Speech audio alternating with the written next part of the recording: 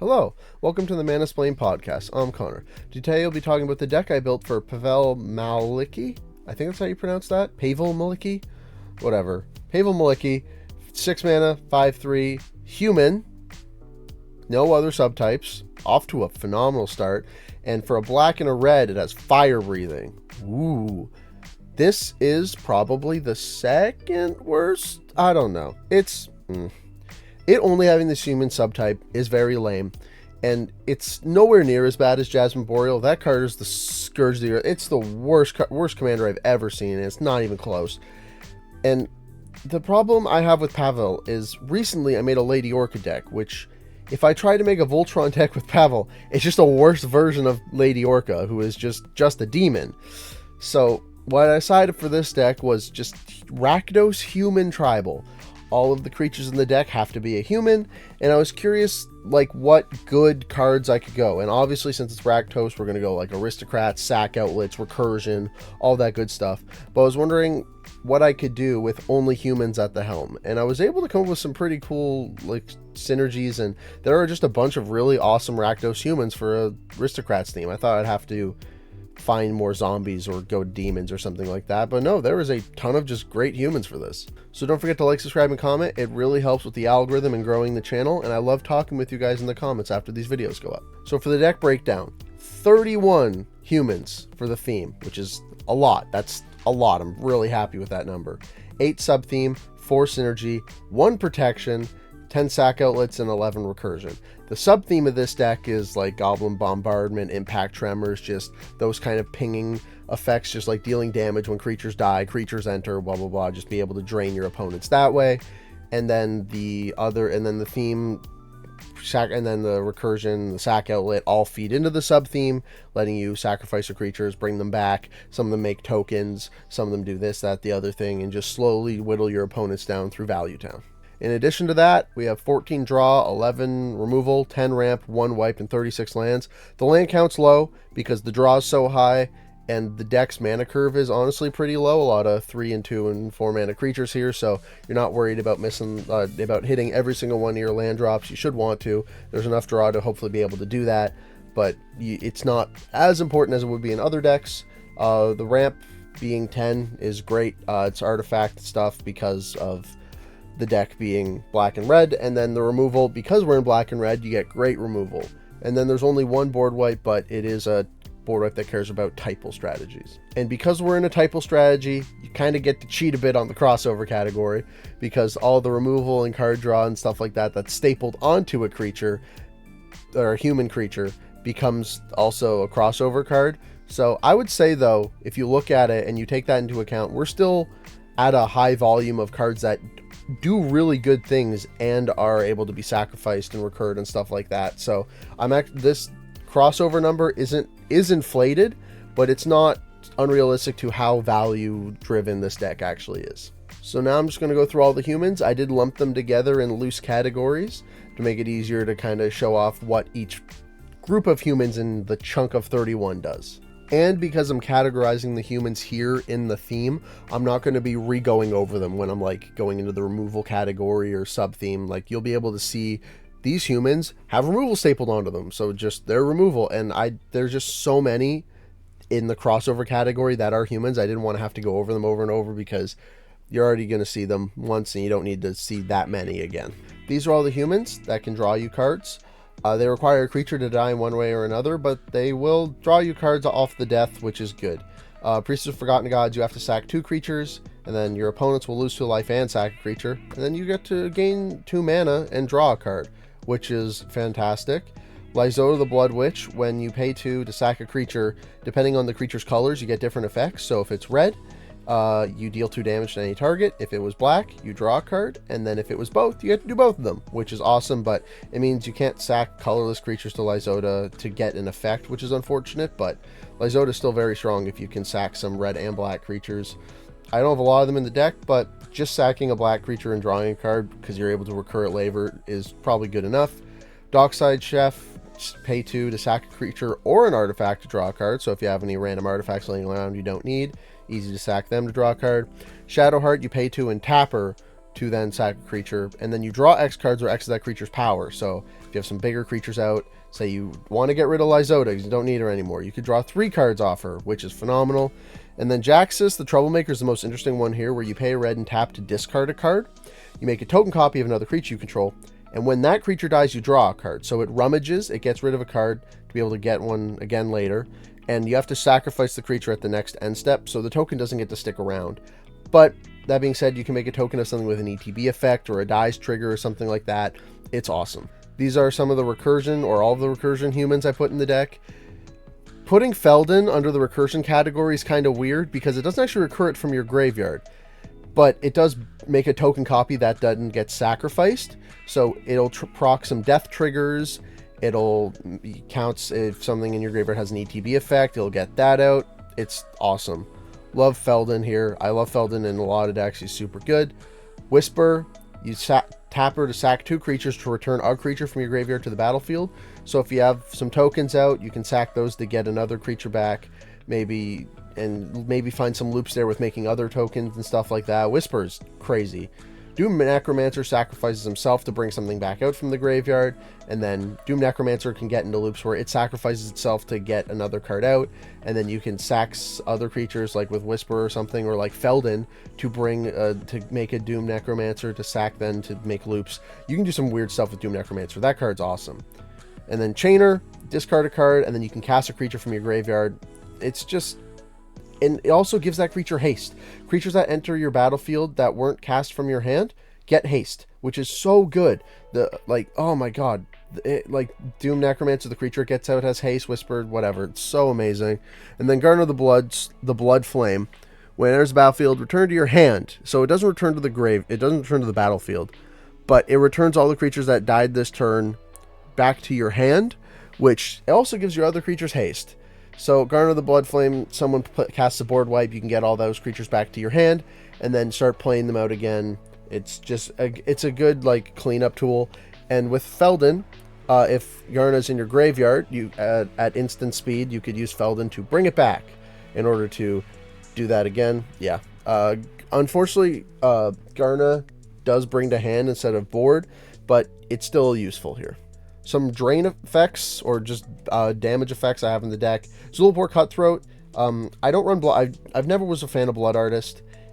It goes great with infinite combos, but because it targets, you do run into issues there, and because it targets, it only hits one of your opponents. Zulaport Cutthroat just hits everybody and is just so consistent. I love Zulaport Cutthroat. The card is amazing. And then Sir Conrad is giga busted.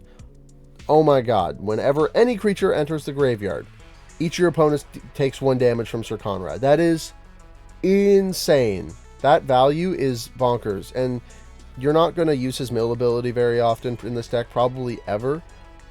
Maybe sometimes if you want to find some humans put in your graveyard in order to maybe recur them back out.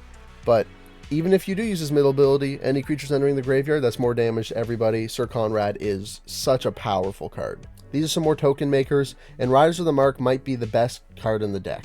If you have enough humans out, this will only cost 1 mana. And at your end step, if it attacked this turn, it get returned to your hand, and you make a number of 1/1 human creature soldier tokens equal to its toughness. So at base, you get to make 4 with it, which would then, next time you cast it, make its mana reduced by 4. So say you have like 2 or 3 humans out already. This gets reduced by 2 or 3 mana, down to 5 or 4 mana, and then the next time you would go to cast, you've just made 4 more humans, so it now costs 1. Riders of the Mark is insane. This card is so strong. Like, holy crap. And Trample and Haste 7/4. This card's amazing. And then Ortheon, Hero of Lavabrink, can pay 2 to make a creature token. It does have to get sacrificed at the beginning of your next end step, but if you want to, you can pay 9 to make 5 tokens that are copies of another target creature you control. They gain haste, sacrifice them at the beginning of the next end step. Say you had a Riders out, make 5 token copies of it. You would sacrifice them at the beginning of the next end step, but you could put their triggers on first. So say you made 5 token copies of Riders, you attack with all 6 Riders, you bounce all 6 back to your hand, and the tokens would go away because they're tokens. But then you would make 24 1/1s. Oh god, Ortheon has some crazy combos in this deck. And then Zathrid Necromancer is interesting because whenever your humans die, even your human tokens, you get to make black zombie creature tokens. So that's just more value piling on top. It's amazing. These are a bunch of humans that have removal stapled onto them. So Skurstag Flayer, sack a human, destroy a creature. Amazing. Big Game Hunter, when ETBs, destroy a creature with power 4 or greater.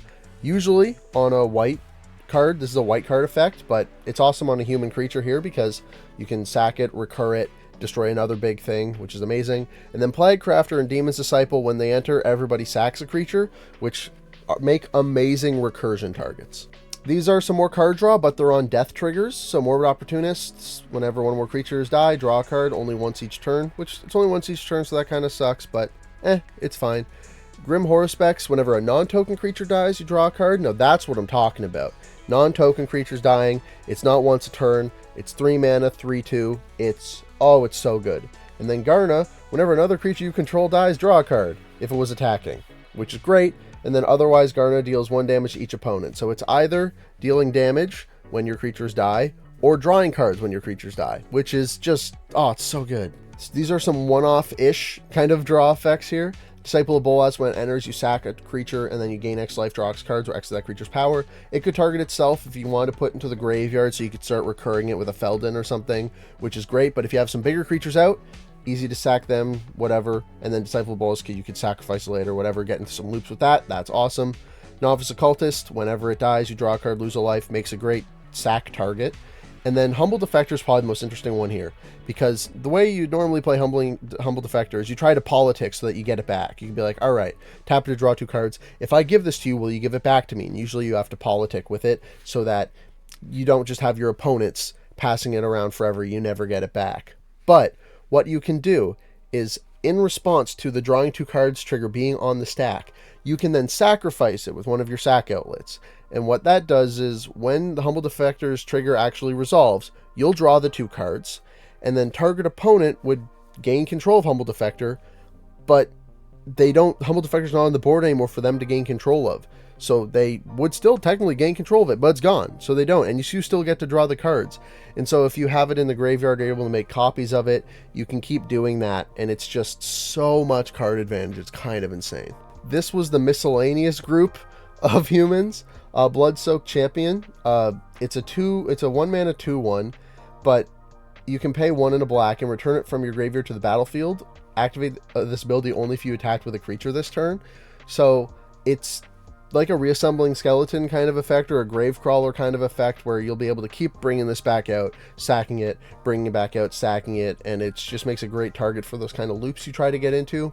Ingrats from Marauders, any and all of your damage gets doubled, which there are some drain effects in this deck, unfortunately, but you need to be attacking. There's a bunch of attacks matter stuff in this deck, like Blood-Soaked Champion or one of the Garnas.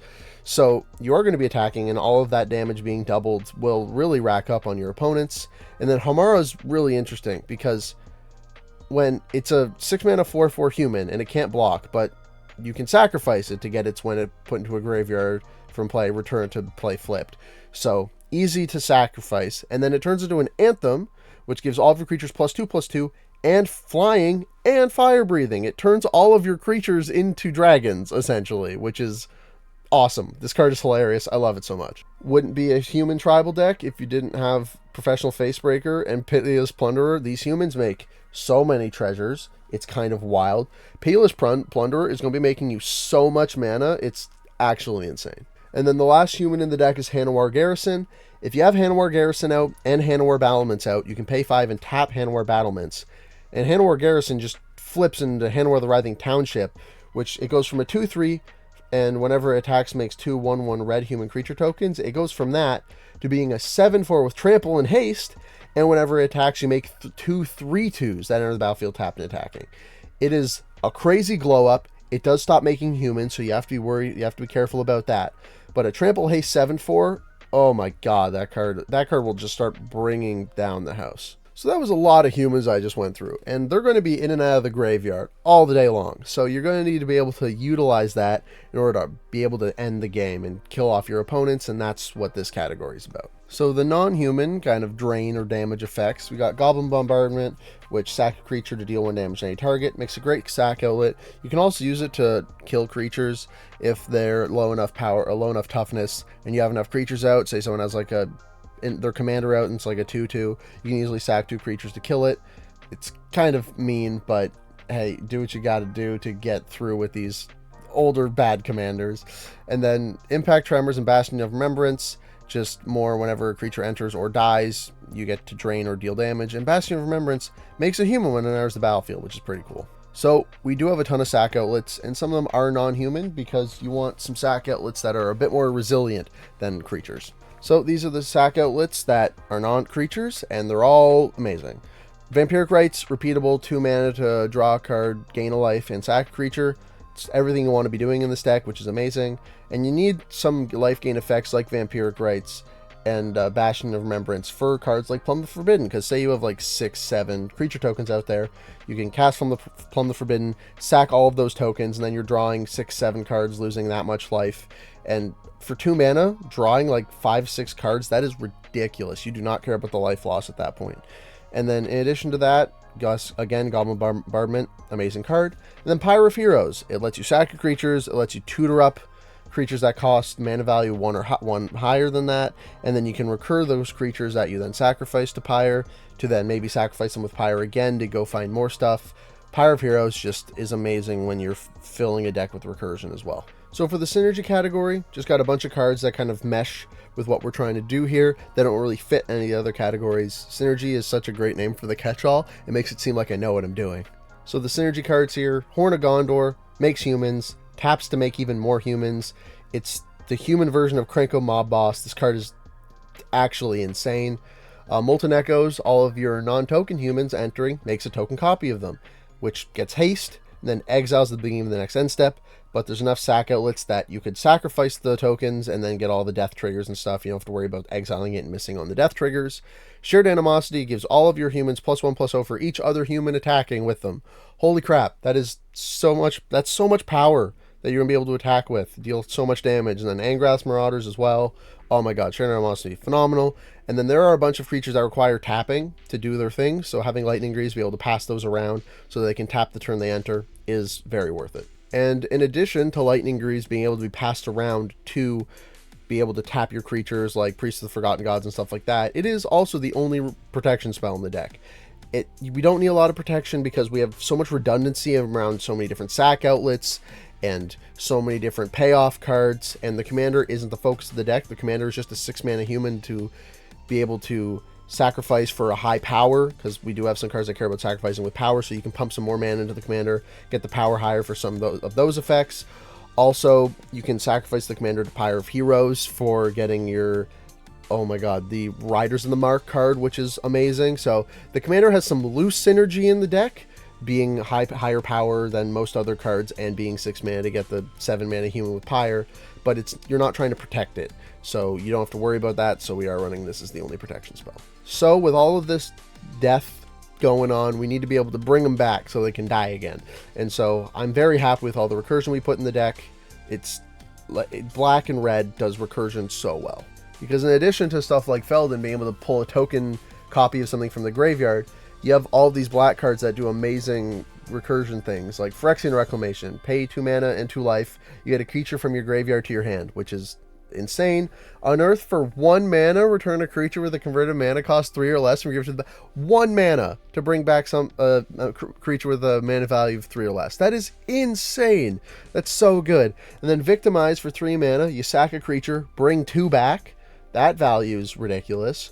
Dread Return for 4 mana, you bring a creature back, or you can sack 3 creatures to bring a creature back. Another card that's just the flashback on it's phenomenal. And then Patriarch's Bidding and Haunting Voyage will bring back all of your humans from the graveyard to the battlefield. You're going to fill your graveyard with so many humans and then just bring them all back, get all their ETB triggers just to sack them again. Like, this deck's actually awesome. I love this deck so much. And then because we have a black deck, we have a ton of card draw that You've already saw earlier that cares about creatures dying, and then the recursion brings them back and stuff. We also some other card draw that's quite good. The other being Vanquisher's Banner. Vanquisher's Banner making all of your humans cantrip. Just, it's so much extra value. And also the Anthem effect, so you can get through damage better, also makes their power bigger for some cards that care about that. Oh, Vanquisher's Banner, it's such a ridiculously good card. But we get to the low point of the deck, which is the ramp. We are in black-red, which means we don't have access to the best ramp. We could do rituals and stuff like that, but mana rocks are just more consistent for what we're trying to do. But because we're in a sacrificey style, like aristocrats theme, black market will make us so much mana, it's going to be stupid. It gets a charge counter every time a creature dies, not just yours, anytime a creature dies, and then during your pre-combat main phase, or at the beginning of it, you add that much black mana. So if it has 10 charge counters on it from stuff dying, you just get 10 black mana to do whatever you want with. Like, holy crap, black market is insane, and it can also help you pay for things like Wayfarer's Bauble. And then to round out the ramp categories, we have all of the 2 mana ramp that can make colored mana, as well as the other mana rocks that can only make one color, that make colorless mana. Prismatic Lens can be filtered, but you're more than likely just making the colorless mana here. And then lastly, we have the colorless ramps cards.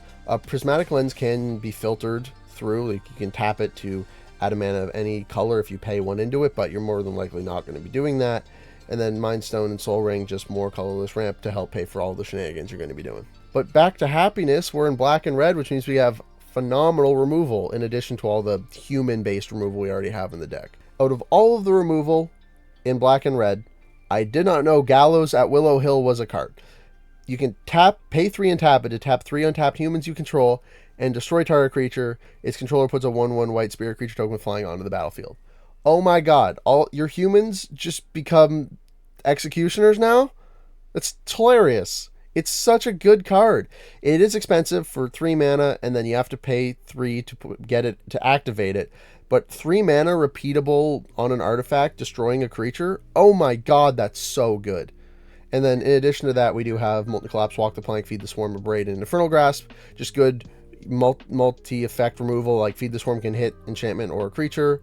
Abrade hits artifact or creature. And then Molten Collapse, with the amount of removal, or the amount of just sacrifice outlets and recursion, all that stuff, we're going to be descending every turn, so being able to do both effects on Molten Collapse is going to be so easy. So the one board wipe I decided to go with, because we're in black and we're doing a typo strategy, is Kindred Dominance. There is an issue with Kindred Dominance, though, in this deck specifically, is that we're doing human tribal. There is a ton of humans out there, so when you cast Kindred Dominance, there's a good chance you will not be destroying nearly as many creatures as you would be off your opponent's board with any other board wipe. Just because there's, like, human is probably the most common creature, I think it's the most common creature type in the history of Magic. So people are just going to have humans out all the time, which is unfortunate, but hey, it protects it stops you from blowing up your board. All of your creatures will stick around, and that's what's important. And then, because we're doing an Aristocrats theme, we get to run one of my favorite lands for like any kind of recursion theme. That land being High Market. The ability to sack a creature and gain 1 life on a land is borderline broken. It dodges if people are trying to steal your stuff, so you can sack it that way. It's a Sac Outlet that no one's going to be interacting with, because High Market is not going to be the most dangerous land on the field. So people are, if they have land destruction, they're not going to be going after High Market, because it's also only producing colorless mana, so people are not going to care about nearly as much. And then in addition to that, we do have cards like Secluded Courtyard and Mount Doom to be able to get you the colored mana you need. Secluded Courtyard is one of the typo lands, and it's better than like Unclaimed Territory, because Secluded Courtyard can help pay for abilities on creatures. It can only pay for activated abilities, not triggered abilities, but it can help with that, which is super nice. And then Luxury Suite, when it enters the battlefield, if you have 2 or more opponents, it enters untapped. I would say in all my videos, I'll say it here, Wizards, please put the multiplayer lands in the multiplayer products. Please and thank you. This deck was hard to make cuts for. Oh my god.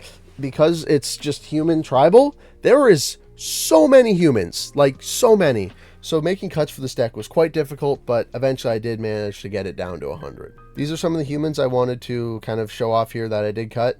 Chainer, great recursion piece, but 3 black pips, very difficult. 3 life, I don't have nearly enough life gain in the deck for that to not be an issue. And so I decided to just use the other chainer because there's enough card draw that the discard from that chainer is not a problem. Yawgmoth, Thran Physician, and Species Specialist are both phenomenal cards, and I would love to have them in the deck, but they're a little too expensive, like money-wise, and so I did end up having to cut them. But there's enough card draw and Sac Outlets that if you added them, it would make the deck stronger, and you probably should add them if you're going to build this deck. But at the same time, I wanted to keep the deck a little bit cheaper than running like $20, $30 cards. I can't remember what their prices were, but I know Species Specialist was close to 20. And then Massacre Girl. This will destroy your board. It could hit your opponent's board, but more than likely it will destroy yours because your board is going to be filled with 1/1s, 2/1s, 2/2s, 3/3s, and stuff like that. Massacre Girl is just going to like kill your entire board, which sucks. And then lastly, we got Magus of the Wheel, which another human that I did end up cutting, but it's just, I hate wheel effects. I used to like them, cards like Windfall and stuff. I hate them now. I've been burned by them way too many times and just not a fan. Chaos Warp, didn't need it. There's enough good removal here that you don't need the Chaos Warp effect. Being able to hit any permanent is nice, but I think that we won't need it in this deck. Skull Clamp, amazing draw piece, but there's enough card draw in the deck that it's just, I don't know. It was close. This is probably the 101st card in the deck, honestly, because it is so powerful, but I just didn't feel like I needed it. Simulacrum, not a human, gets cut, if you're wondering why you didn't see it. Living Death brings your opponent's creatures back. I've also been burned by Living Death before, so that's unfortunate. And your creatures, bringing all of your creatures back like that, if your opponents are getting them back as well, it's not impactful enough. Say your creatures were big and dangerous, then it would be impactful. It wouldn't matter that your opponents were getting their creatures back because your board's just going to be bigger than theirs.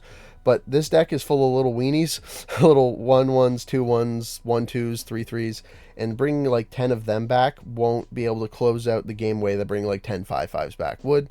And then Avacyn's Collar requires to equip, and the equip cost is 2. So yes, it's great for human synergy kind of stuff, but it's just not good enough for what I was trying to do. And that is the deck. This is probably one of the stronger decks in the series.